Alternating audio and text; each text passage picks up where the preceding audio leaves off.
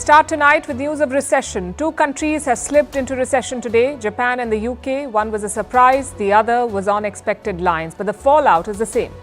The negative sentiment is spreading, the growth projections are being revised downwards, so will more economies shrink this year?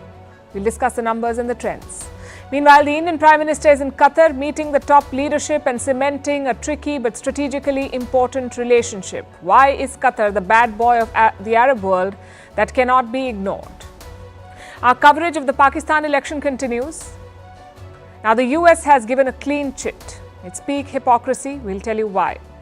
In India, the top court has struck down electoral bonds, calling them unconstitutional. What does that mean? Why are AI avatars of dead leaders appearing in election campaigns? Why does Putin say he prefers Biden over Donald Trump in the White House? What's the Egypt-Turkey reset? How will it impact the region? Which African streaming platform is beating a giant like Netflix? Is Russia close to releasing the world's first cancer vaccine? And why the Australian Prime Minister made headlines on Valentine's Day? All this and more coming up. The headlines first. Is North Korea warming up to Japan? Kim Jong-un's powerful sister says Pyongyang is open to improving ties with Tokyo. Kim Yo-jong also hints at an invitation for Japan's Prime Minister to visit the country. Prime Minister Fumio Kishida has been pushing for a diplomatic breakthrough with North Korea. The US says it intercepted weapons shipment from Iran to Yemeni rebels in January. It contained more than 200 packages of missile components and explosives. Since November, Yemen's Houthi rebels have been attacking vessels in the Red Sea. Bangladesh frees two of its top opposition leaders. Both belong to the Bangladesh Nationalist Party, the BNP. Elections in the country were held in January. Before that, thousands of opposition leaders were jailed. Prime Minister Sheikh Hasina won her fourth term in the election. Food crisis grips northern Nigeria. Protests break out over soaring prices, people being forced to skip meals and eat fish food. In December, Nigeria's inflation hit a 3-decade high. And Thailand woos tourists to offer medical coverage up to $14,000 for visitors. The kingdom hopes this will help pure travelers. Thai tourism took a hit during the pandemic. In 2019, 40 million people visited the country. Last year, there were less than 30 million tourists.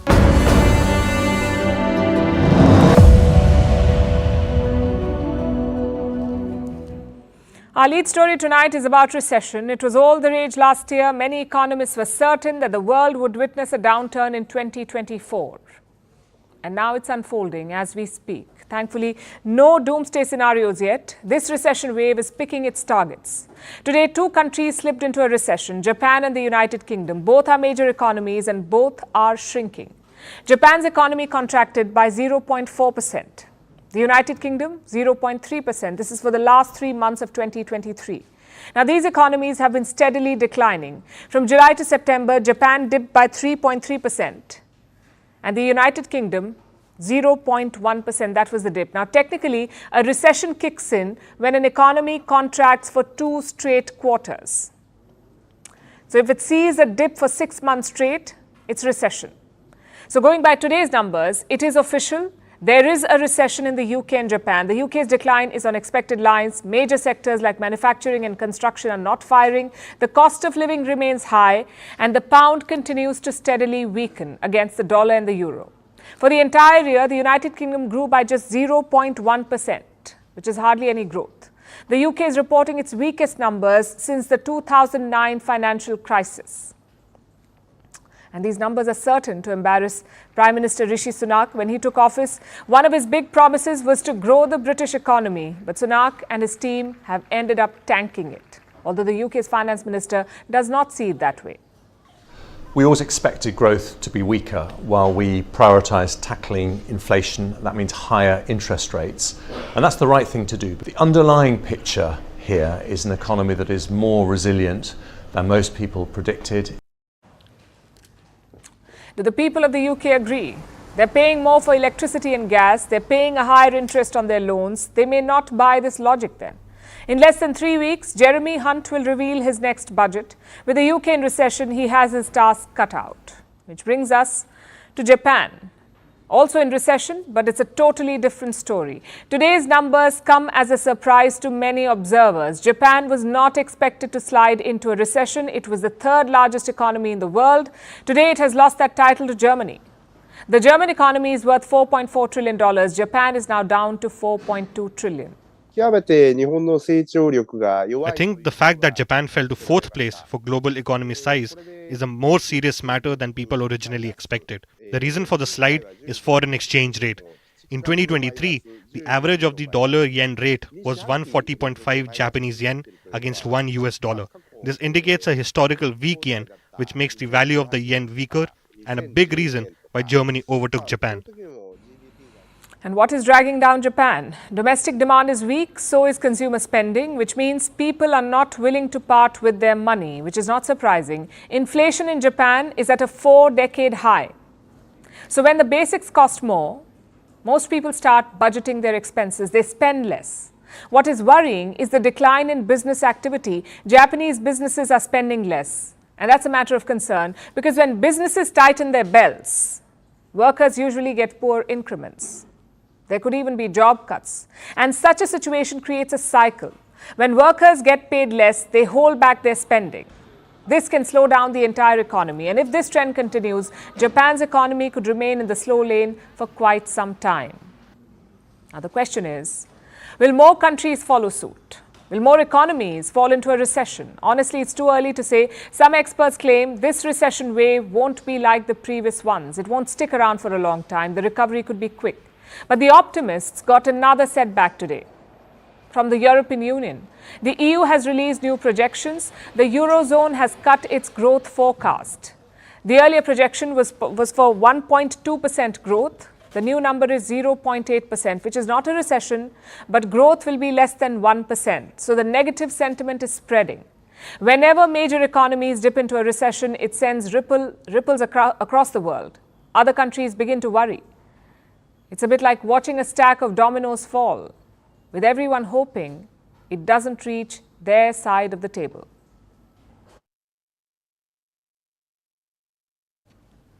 Prime Minister Modi's Gulf outreach continues. Today he is in Qatar. It's his second visit to the country. The first was back in 2016. Of course, the circumstances are very different this time. This trip has a lot of context. Earlier this week, Doha gave India some good news. It freed 8 ex-Indian Navy officers. All of them were on death row last year, but this week they came home. And days later, the Indian Prime Minister is in Doha. It's a clear diplomatic message, sort of like a thank you tour. The Prime Minister landed in Doha late on Wednesday. He was hosted by Qatar's Prime Minister. The two leaders held talks and dinner together. And today was the big meeting. It began with a ceremonial welcome by the Emir. His name is Sheikh Tamim bin Hamad Al Thani. Take a look.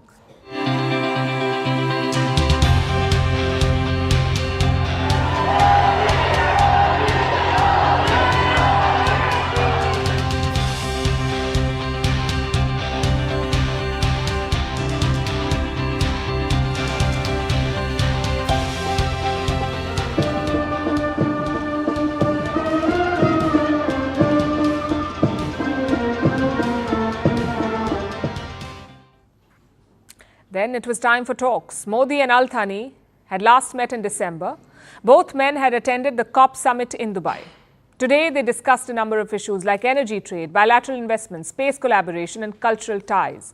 They also exchanged views on regional issues.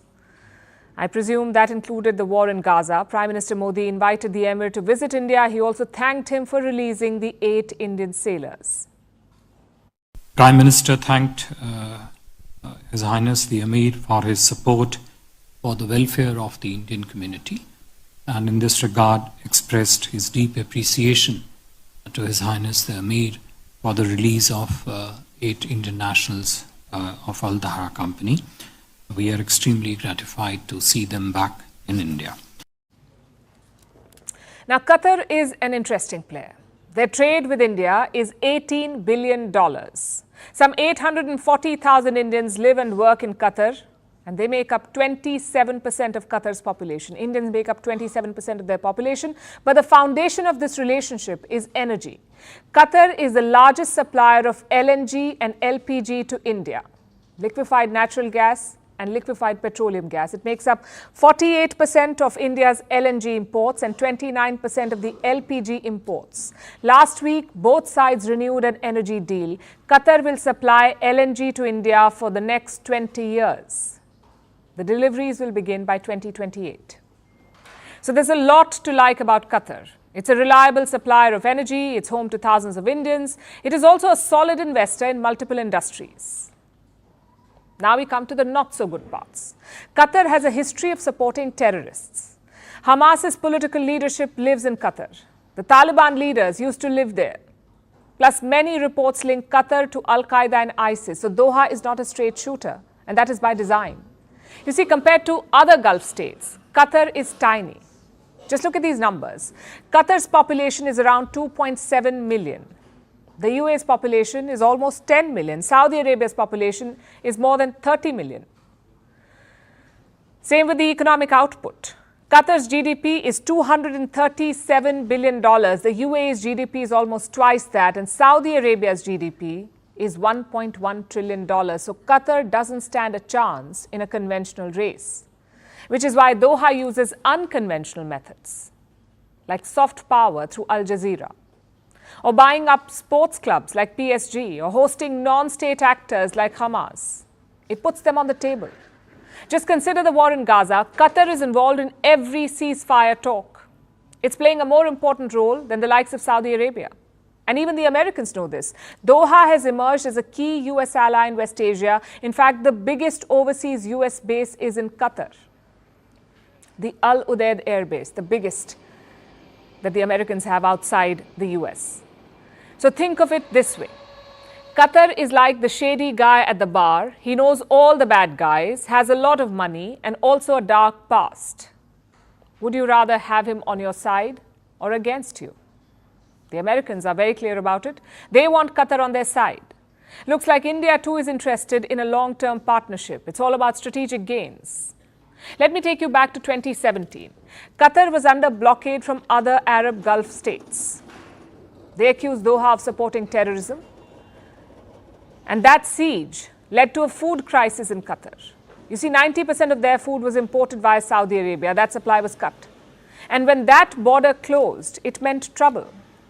Guess who helped Qatar then? India.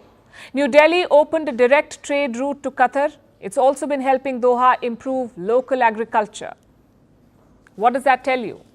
A, India has largely ignored inter-Arab rivalries, and B, it seems willing to overlook the shady stuff. And this strategy seems to be paying off. Getting alleged spies freed from death row is no small feat. It requires leverage. And that's something that New Delhi has cultivated in Doha.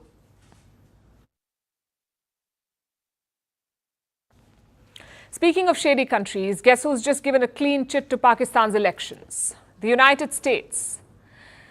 We knew Washington would back the Pakistan army, but to this extent, maybe not.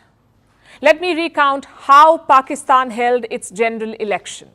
Mobile internet turned off. Most popular leader in jail facing 200 cases. Biggest opposition party stripped of its election symbol, and vote counting took almost 2 days.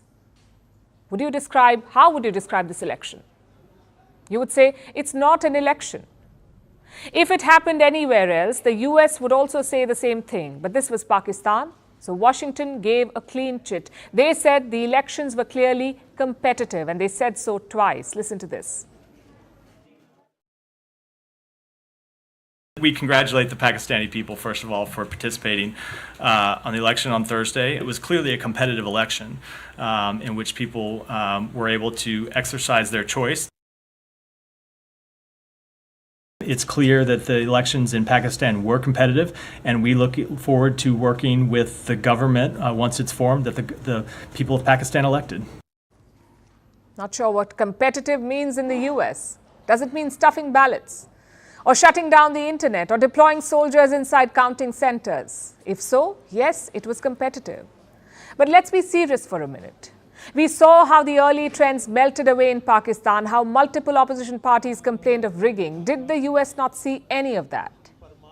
Well, Washington did talk about the fraud claims. They say, let Pakistan investigate them. How about that?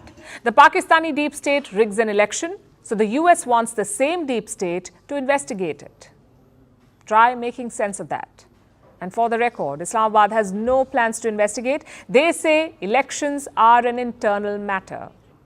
All these statements expose America's policy on Pakistan. They can't seem to abandon the Pakistani army despite the rigging, despite the support for the Taliban, despite the double game on terror. The US remains in the army's corner.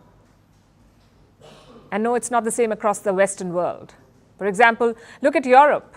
This is how the EU reacted to Pakistan's elections. We regret the lack of a level playing field due to the inability of some political actors to contest the elections, restrictions to freedom of assembly, restrictions of access to the internet, as well as allegations of severe interference in the electoral process. For a change, Europe is right. This wasn't a level playing field. This was an election rigged by the Pakistani army, yet the US calls it competitive. Compare this to their response to Bangladesh's election. Washington had a lot more to say then. There was no internet shutdown in Bangladesh, no reports of widespread rigging, no army to pull the strings, but listen to the US statement for the Bangladesh election. We share the view with other observers that these elections were not free or fair, and we regret that not all parties participated. So Bangladesh's elections were not free or fair, but Pakistan's elections are competitive. It's not a first for the US. Joe Biden has hosted 2 democracy summits so far. Both times, Bangladesh was not invited. But guess who was? Pakistan. And both times, Pakistan skipped. Maybe even the generals couldn't buy into the farce. My point is, Washington stands exposed yet again. It's no secret that they support the generals in Rawalpindi to keep their dirty works department in the region up and running. It's also no secret that Nawaz Sharif is pro-US, quite different from Imran Khan.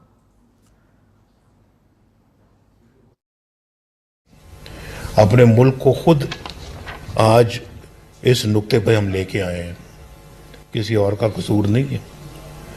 ये हिंदुस्तान ने हमारे खिलाफ नहीं किया, ये को America ने हमारे खिलाफ नहीं किया, ये को अफगानिस्तान ने हमारे खिलाफ नहीं किया, ये हमने खुद किया, अपने पांव पे खुद कुल्हाड़ा मारा है हमने।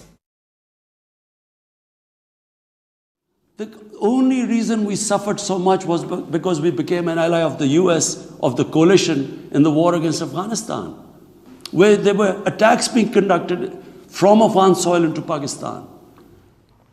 So the US likes this present coalition, not Bhutto plus Sharifs, but Sharifs plus the army. That's what the Americans want. Hence, they're all silent on the rigging. But imagine if this happened elsewhere. The criticism would have been never ending. So the next time America begins a moral lecture, ask them about Pakistan. They will either stop the lecture or talk about how competitive it was. And sticking with the Pakistan election, let's talk about how the leaders campaigned. They took out rallies, they addressed the people. But Imran Khan did all of this with a twist. He was in jail throughout. He could not hold a rally, so he deployed his AI avatar. It was his face, his voice, his words. Yet it wasn't him. Artificial intelligence was doing the heavy lifting. You already know that. It's called AI campaigning, and Imran Khan is not the only one doing it. In this mega election year, it's a global phenomenon. In some countries, it's even bringing back the dead. Pada 14 Februari 2024, kita akan berkumpul untuk menentukan nasib bangsa kita. That was Suharto, a much feared Indonesian dictator. He ruled the country with an iron fist for more than 30 years. It was a brutal dictatorship. Suharto stepped down in 1998. So why is he campaigning now? Well, that's the catch here. Suharto died in 2008. So he is not the one campaigning. It's his AI avatar. The dead general may appear on screen, but those are not his ideas or even his words. And something similar is happening in India. Karunanidhi appeared for a party campaign. He's the former Chief Minister of Tamil Nadu, a veteran politician. He praised the government's efforts. He lauded the policies, the Tamil Nadu government. And he talked about the leadership of his son. That's current Tamil Nadu Chief Minister M.K. Stalin. But again, Karunanidhi is dead. He died in 2018. And this may look exactly like him. His trademark sunglasses and attire, but the words are not his. It's an AI avatar. Which brings us to the question, why are political parties resurrecting the dead?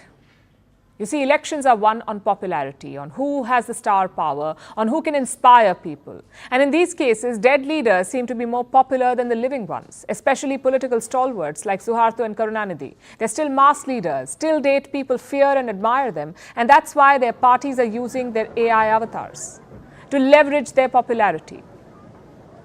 But is it ethically right? Who owns the rights of a dead person's likeness? It's a tricky question. The dead do not have rights. In India, laws protect the dead from defamation, but there is nothing about using their avatars or even their voices. Technically, consent should be required, but that raises another legal problem. Who gives this consent? If the person signs off on it before they die, well and good, matter resolved. But what happens if they don't? The law doesn't have any answer to that, which is why bringing back the dead is easy. It raises moral dilemmas, but that hasn't stopped political parties. What about social media companies? What are they doing about it? Tech giants are planning to fight AI deepfakes. They're not banning them, but reports suggest they could regulate them. The plans include detection techniques, watermarks, labels to mark deepfake content, and if something is AI manipulated, platforms could take it down. It's a pact. They're still debating it. The final deal could be unveiled tomorrow at the Munich Security Conference. So it is a start. But is it a start too late? Hello.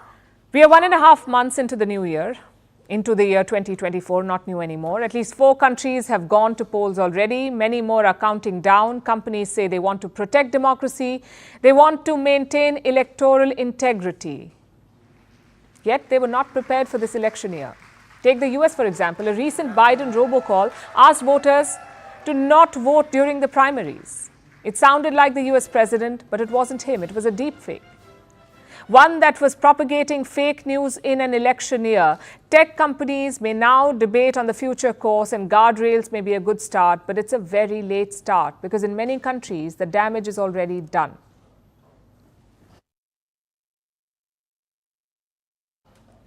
Vladimir Putin and Donald Trump. It was once the bromance of the decade. But like all great love stories, this one too seems to have hit a hurdle. The Russian president was asked who he prefers, Joe Biden or Donald Trump. The answer seemed obvious, but it was not to be. Putin's answer took many by surprise. He said he preferred Joe Biden over Donald Trump. Why? Because Biden is old school and predictable. Is this one of Putin's mind games? Or is the Russian president just speaking the truth? Our next report has more. It was the bromance of the century. A Russian leader, a US president. Putin has called Trump talented. Trump has hailed him as a genius.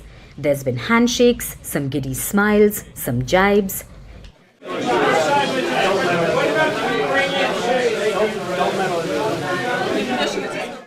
Even a few tiffs.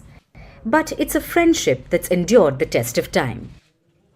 So when Vladimir Putin was asked who he prefers, Joe Biden or Donald Trump, the answer was expected. He would say Trump. People would allege election interference, and all would be right again. But Putin's never been one to stick to the script. Biden. He is more experienced, more predictable. He is an old school politician. But we will work with any US leader who the American people have confidence in. Putin claims he prefers Biden over Trump. In fact, he even came to Biden's defense. Putin was asked about Biden's age and mental fitness, and this is what he had to say. Yes, he kept looking at his papers, but to be honest, I kept doing the same. So there was nothing peculiar. He has never hit his head against something. If there is a person like that, let him cast the first stone. Sounds ironic, right? Biden has only criticized Putin since he took office. He's called him a killer, a thug. He said Putin cannot remain in power. He has vowed to defeat him in Ukraine. Yet, here is his arch-nemesis coming to his defense, and how. Then there's Donald Trump. The Trump-Putin bromance was supposed to be one for the ages. But is it over too soon? For Trump, is it the ultimate betrayal? Ironically enough, The 45th US president doesn't think so. He, in fact, thinks it's a compliment, a boost to his presidential campaign. The US will go to polls in a few months. It's likely to be a Trump-Biden rematch. Putin is known for supporting Trump. He's been accused of election interference, of rigging elections in Trump's favor. So is this one of Putin's mind games, to sow discord ahead of the polls? Does he want to show the world he's not backing Trump? I guess you'll never know, because Putin will never reveal it. But there was something that he did reveal, his thoughts on Tucker Carlson. The US journalist interviewed him recently. He was in Russia for it. It was all the hype. But according to Putin, the questions weren't sharp enough. To be honest, I thought that he would behave aggressively and ask so-called sharp questions. I was not just prepared for this. I wanted it because it would give me the opportunity to respond in the same way. Another unexpected comment from Putin. But the point here is simple. America is going to the ballot box. Yet it's Putin that's captured the headlines again. It's all everyone can talk about. His criticism of Tucker Carlson, his apparent recommendation for Biden. What does the US president think about it? Well, Biden is yet to make a statement. But the White House had just one thing to say. Vladimir Putin must stay out of the US elections.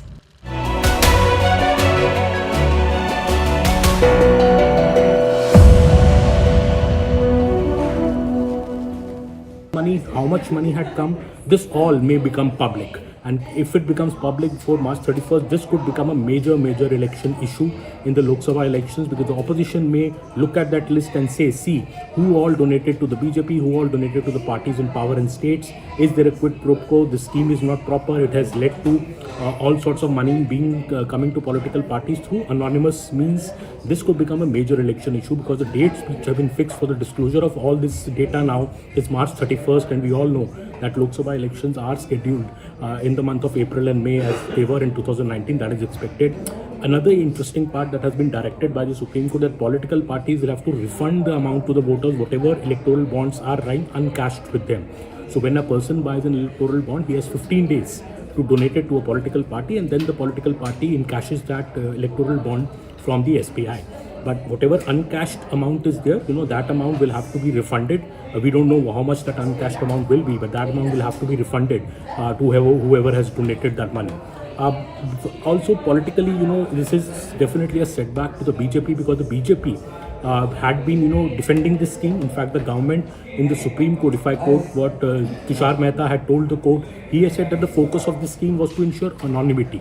No, not to ensure anonymity. He said the focus of the scheme was not at all to ensure anonymity, but to ensure confidentiality, because he said there was an apex court decision itself of 2019 that, recognized the right of privacy as a fundamental right. So he argued that the donors also...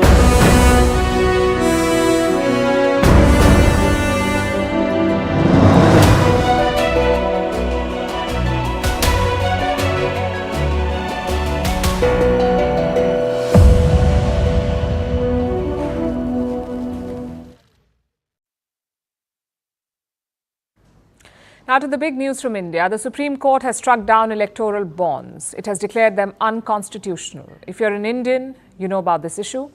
It's been brewing for many years. Opposition parties were not happy with these bonds, but the government defended them. They said this was a step in the right direction. So today, the top court settled the matter. 5 judges were part of this bench. They unanimously struck down the bonds. Let's dive into the details now. What are electoral bonds? What was the opposition to it? Why did the court strike it down, and what happens next? First, let's understand what these bonds are. What are electoral bonds? The idea was introduced in the 2017 budget. The government said political funding was not transparent, a lot of black money was getting in, so the bonds were introduced. And here's how it worked. Suppose you wanted to donate to a political party, you could go to branches of the SBI, the State Bank of India. It has many branches across the country. You could go to any one of them. The bank would sell you these bonds. They came in many denominations. 1,000 rupees, 10,000 rupees, 1 lakh rupees, all the way up to 1 crore rupees.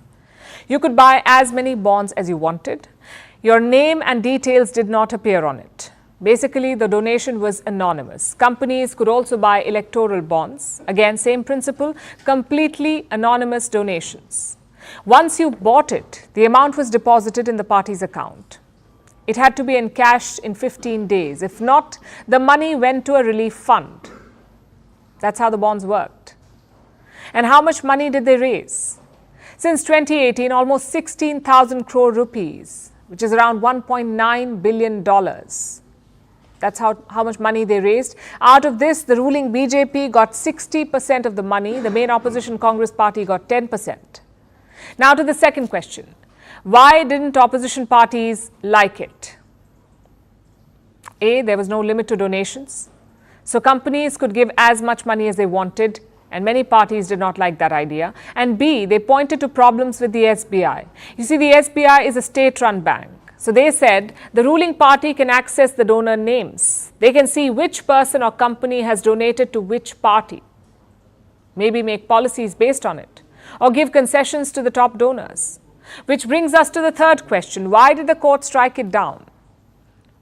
The petitions claim that electoral bonds violated a fundamental right in India, the right to information. Voters had no way of knowing who donated to which party and how much money. The petitioners said that was a violation. Now, the government side rejected it.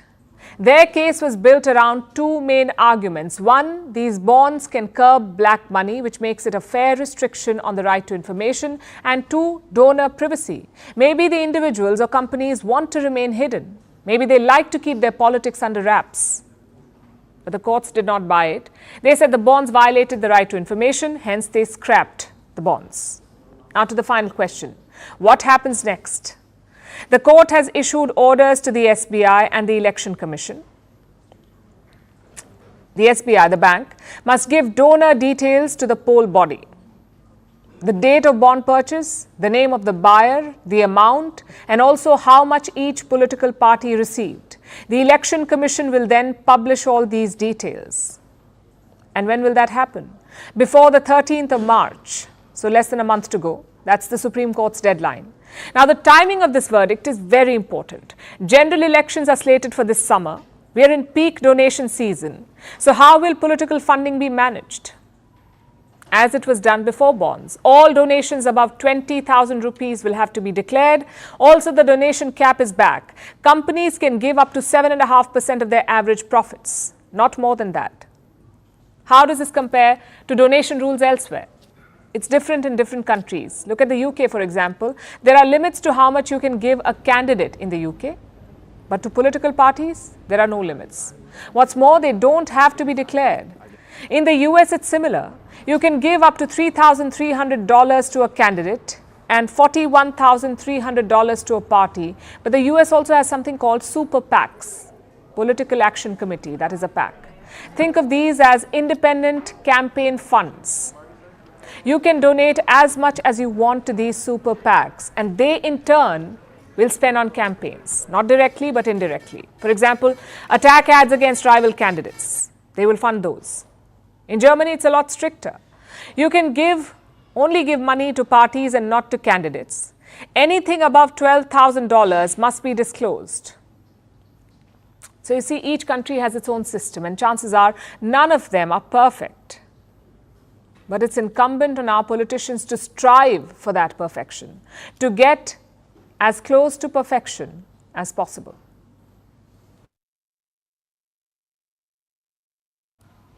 For our next story, let's talk about cancer. It's a leading cause of death worldwide. It accounted for nearly 10 million deaths in 2020. That is 1 in 6 deaths the world over. Cancer is a global health crisis. For years, scientists have been developing vaccines that can fight cancer. Now, Russian President Vladimir Putin has made a big claim. He says that Russian scientists are close to the goal, that they're creating vaccines for cancer, which could soon be available to patients. Will Russia win the race to develop the vaccine? Who else is on track? And why haven't we cured cancer yet? Our next report tells you. Yesterday, Russian President Vladimir Putin spoke at a forum in Moscow. He made a big claim. He said that Russian scientists are close to creating vaccines for cancer and that they could soon be available to patients. We have come close to creating so-called onco-vaccines, vaccines against cancer, and a new generation of immunomodulatory drugs. And I hope that soon they will be effectively used as methods of individual therapy. Of course, there are many bright discoveries now, and we are looking forward to such discoveries in the future. Putin did not specify which types of cancer the vaccines would target or how. The news is already making headlines the world over. Cancer is a leading cause of death worldwide. It accounted for nearly 10 million deaths in 2020. That's nearly 1 in 6 deaths. The most common causes of cancer deaths are lung, colon, liver, stomach and breast. Both men and women are at risk of cancer. In fact, the cases are nearly equal among both. Of the total cases in 2020, 9.3 million cases were in men, while 8.8 million were in women. Even children are at risk. Each year, approximately 400,000 children develop cancer. Cancer is a global crisis. So why doesn't it have a cure yet? That's because cancer is a complex disease. Every cancer is caused by the growth of tumors, which have different mutations. And every tumor has its own unique mutation. So a drug that works on one cancer patient may not work on another. On top of this, tumor cells have different mutations too, meaning a treatment can kill one type of cell in a tumor, but others survive. So the tumor grows again. In simpler terms, cancer cells are really good at staying alive. But early detection reduces the spread of cancer, which is why cancer vaccines offer hope. Doctors across the world are developing vaccines that can treat and kill cancer cells and reduce the risk of it coming back. Russia is currently developing one such vaccine, so is the UK. Last year, it signed an agreement with Germany-based BioNTech to launch clinical trials for cancer treatments. The aim is to reach 10,000 patients by 2030. Pharmaceutical companies are also part of the vaccine race. Moderna and Merck are the big names here. They're developing experimental cancer vaccines, and their target is melanoma, the most deadly skin cancer. The development is at a mid-stage. And so far, the vaccines have cut the chance of recurrence or death by half after 3 years of treatment. Meanwhile, some cancer vaccines have seen bigger success. There are currently 6 vaccines against human papillomavirus or HPV. This causes many cancers, including cervical cancer. There are also vaccines against hepatitis B, which can lead to liver cancer. So progress has been made. But cancer is a tough enemy. Different cancers cause over 200 known diseases. So a fight against them is going to be a long one, but one worth fighting.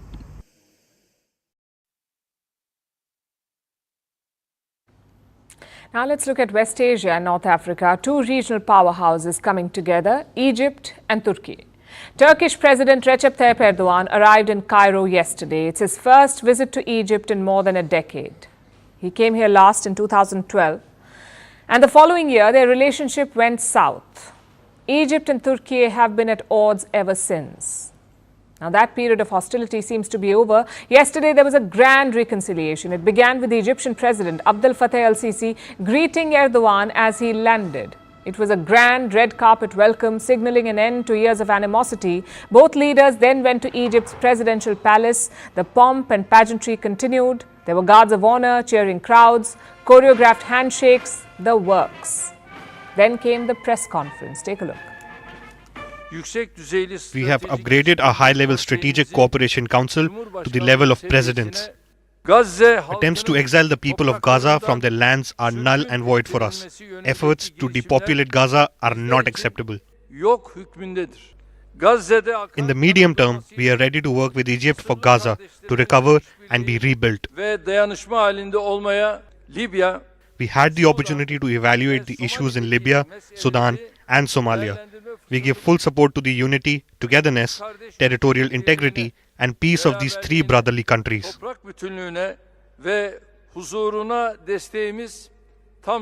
ولقد توافقت وفخامة الرئيس أردوغان. I agreed with President Erdogan during our talks on the need for an immediate ceasefire in Gaza and the need to achieve stability in the West Bank in order to be able to continue the peace process as soon as possible, reaching the declaration of the sovereign Palestinian state with the borders of the 4th of June 1967 with Jerusalem as its capital. The focus is evident. Their talks revolved around the Israel-Hamas war. It seems to have brought these countries together.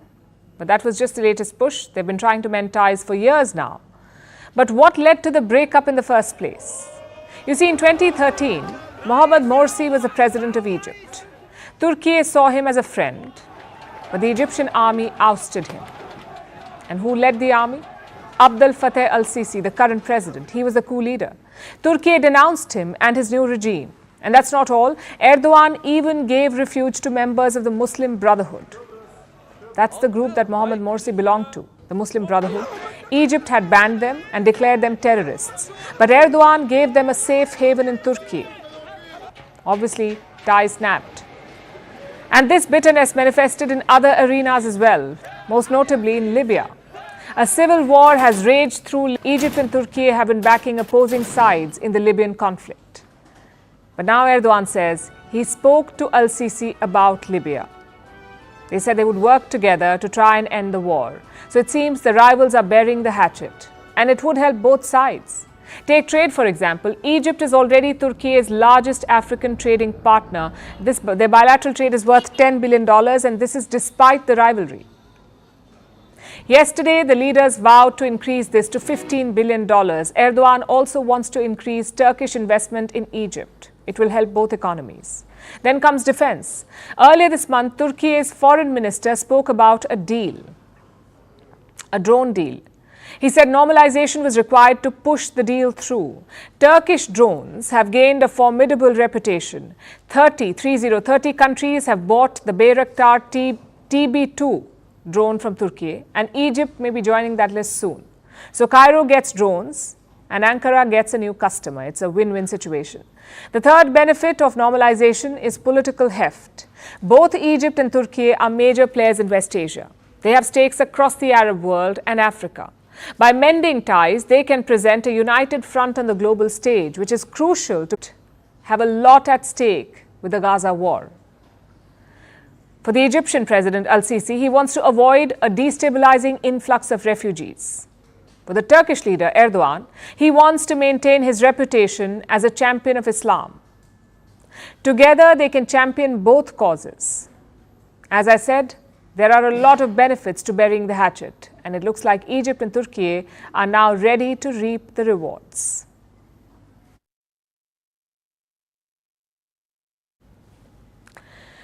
Our next story is from Africa. It's an inspirational story about a Pan-African institution that has become a giant killer. The story is about the South Africa-based streaming platform Showmax. Showmax is going toe-to-toe with Netflix, the American streaming behemoth and the Goliath in our story. Right now, our David, Showmax, is winning. Subscribed streaming platform. It had 2.1 million subscribers on the continent compared to the 1.8 million paying for Netflix. Now, these numbers are small, a drop in the Netflix bucket, but they represent hope. Showmax is showing that regional players can fight off Netflix and its deep pockets, and that local expertise and ingenuity may still win the day. Here's our report. When you think of streaming, what's the first thing that comes to mind? For most of the world, it is Netflix. It was once a mail-based video rental business, but now it is the undisputed streaming giant around the world. Netflix has about 260 million global subscribers, the highest by far. Amazon Prime comes in at second at 200 million. Then you have Disney+, Hulu, Apple TV and all the rest. Netflix dominates the industry, with over 80 million subscribers in the US and Canada, about 46 million in Latin America and Mexico, 45.3 million in the Asia Pacific. Netflix has a stranglehold on streaming everywhere in the world. But there's still one place where the American behemoth struggles: Africa. the African continent has been resisting the onslaught. The champion of this resistance is a local player, a South Africa-based company called Showmax. Showmax entered the streaming game in 2015, and last year, reports say it pipped Netflix to the top spot in the African continent. Last November, Showmax reportedly had 2.1 million subscribers. Netflix had around 1.8 million in Africa. This is less than 1% of the total of Netflix subscribers, but that's still no mean feat. Showmax first managed to catch up to and then overtake Netflix in an entire continent. It has shown that Africa possesses some homegrown giant killers, companies that can hold their own against very deep Western pockets. So how did Showmax do it? Their strategy seems to have been going local. Showmax is available in 44 countries, all of them in Africa. It tried to focus on familiar markets. Showmax isn't exactly a startup. Its parent company is a media powerhouse in the continent called MultiChoice. MultiChoice has been active in Africa for decades, and it has used this decades-long understanding of the continent to race ahead. Showmax is known for its original African content. They appeal to the local population and in turn drive up subscriptions. Showmax plans on releasing 21 African original series this quarter alone. By the end of the year, it should have 1,300 hours of original programming. That's a boost for African viewers and content creators. And the story is just beginning. Showmax revamped its outdated app this month, Showmax 2.0. It has invested heavily in a smoother and better streaming experience. And it also has a popular offering for locals: football. Africa is crazy about football, so Showmax is offering an English Premier League only subscription. It's a way to get the beautiful game to African fans and a way to get African football fans to become paying subscribers. It's another demonstration of how the streaming platform understands its market and how it's using this insight to beat giants like Netflix. Will Showmax be able to continue its resistance? How long will it be able to hold off Netflix and all of its money? That will ultimately depend on how well they can cater to African needs and how much Africans are willing to support their local business.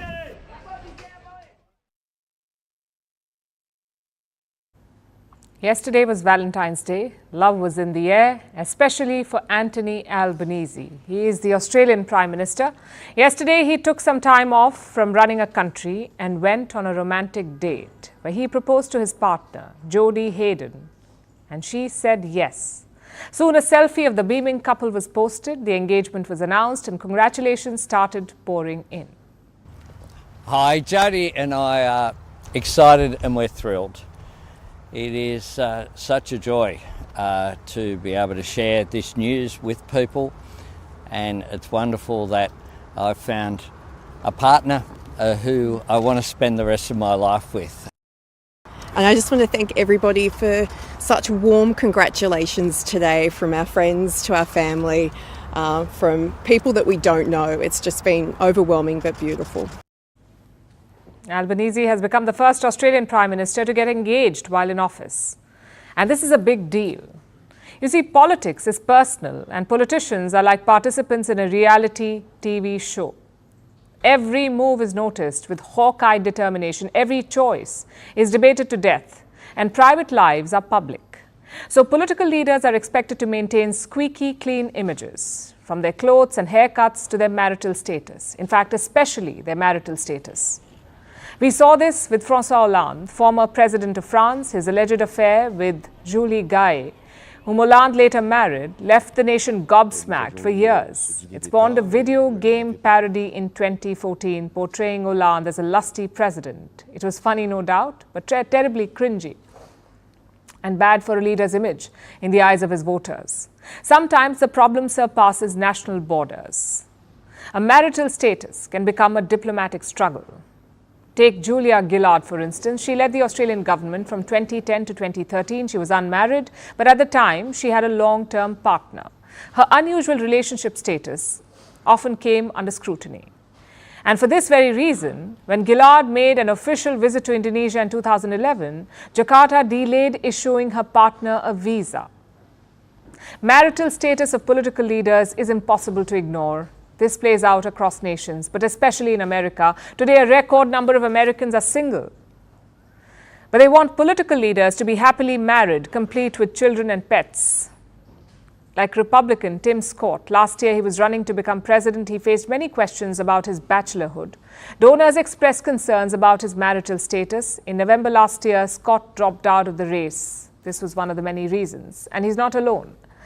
For decades, many voters have preferred married leaders. The roots of this often lies in our culture. Plenty of evidence shows that single people are equally capable and as content as those in couples, but society often is partial towards married people.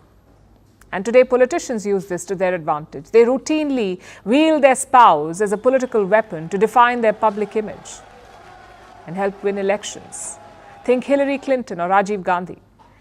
But there are outliers as well, like Luxembourg's former Prime Minister, Xavier Bettel. In same-sex partner while in office, he was the first serving EU leader to do so, and second in the world. Or look at Jacinda Ardern, the former Prime Minister of New Zealand. When she took office in 2017, she was unmarried. Soon she got pregnant, became the second leader to give birth while in office, the first to go on maternity leave, and in 2019 she got engaged while in office. Clearly, Ardern swam against the tide, yet in 2020 she had the highest trust score among all political leaders in New Zealand and Australia. Now that's a win. But if anyone knows about challenging such norms, it's the world's largest democracy. Family-centric image is often a political selling point, but not here. In India, many leaders are unattached, and proudly so. The chief among them is India's top boss, Prime Minister Narendra Modi. He goes stag at world events, comes back with moments of awe, and turns it into a statement that no other commitment comes between him and the nation.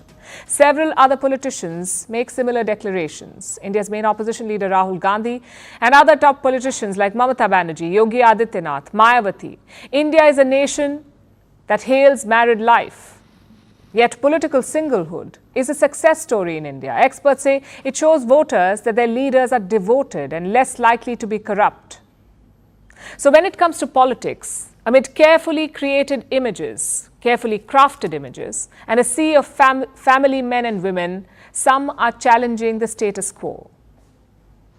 By leading a nation while being pregnant, by getting engaged while in office, by leveraging singlehood and changing mentalities and proving that being human is good enough. So congratulations to Anthony Albanese for more reasons than one.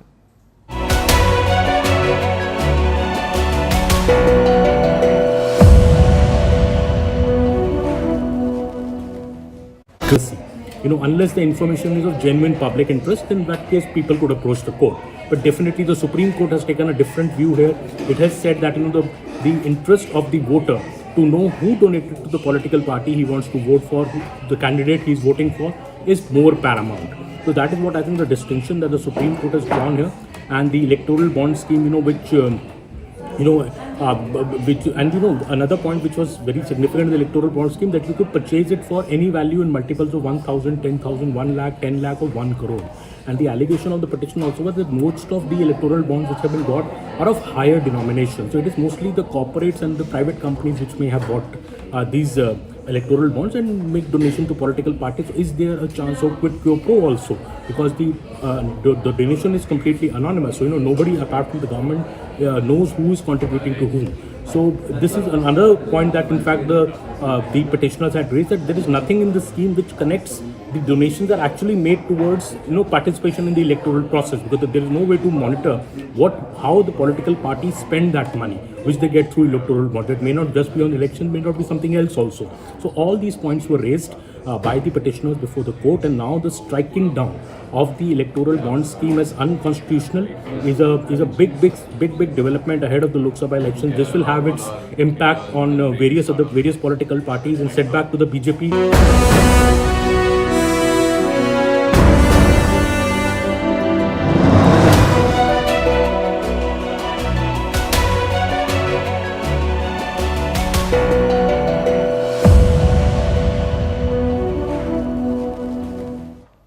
And now it's time for Vantage Shots, images that tell the story. In Paris, the restored Apollo statue returns to the Versailles garden after a year. In Japan, a new species is making news for its distinctive skeleton-like body structure, and Polish farmers pelt eggs at the European Union office during a protest. Finally, we're taking you back in history on this day in 1989. The last Soviet troops left Afghanistan. Soviet Union invaded the country in 1979. This was to prop up the communist government there. Moscow was forced to pull out after heavy casualties due to a full-blown insurgency. Leaving you on that note, thanks for watching. We'll see you tomorrow.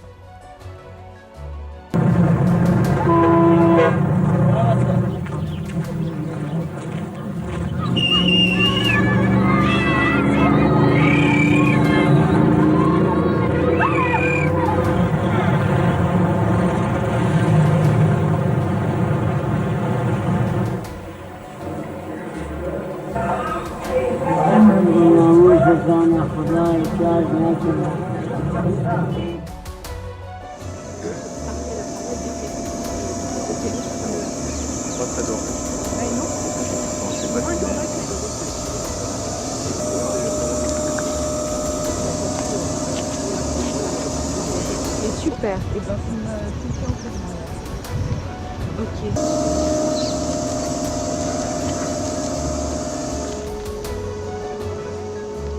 Demain, il a...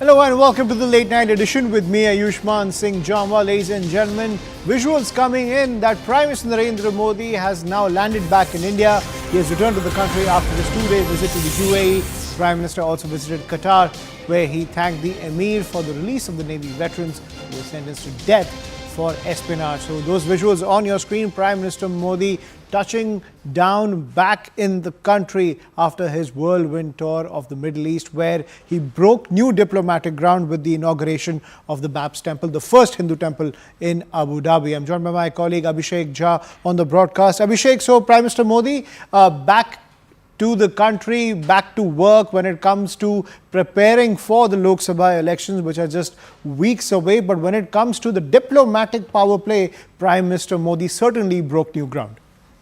Well, Ayushman, this was probably the last major diplomatic engagement that Prime Minister was having before the Lok Sabha election process will start, and we'll see a lot of engagement of Prime Minister Modi in the domestic front. But the last visit of UAE and Qatar was, of course, very very important, because while with UAE we saw the inauguration of that Babs Temple, the high point of Qatar's visit was the deep trust and mutual collaboration that the two countries are envisaging. We saw just a few days ago 8 Navy personnel have been released, and that was only because Prime Minister's office in India intervened personally in this matter, and Prime Minister had an opportunity to talk to the Amir, and probably he discussed this issue as well. So we saw that concluding in the release of all these 8 Navy personnel. Prime Minister today also, while meeting Qatar's leadership, thanked them for this kind gesture.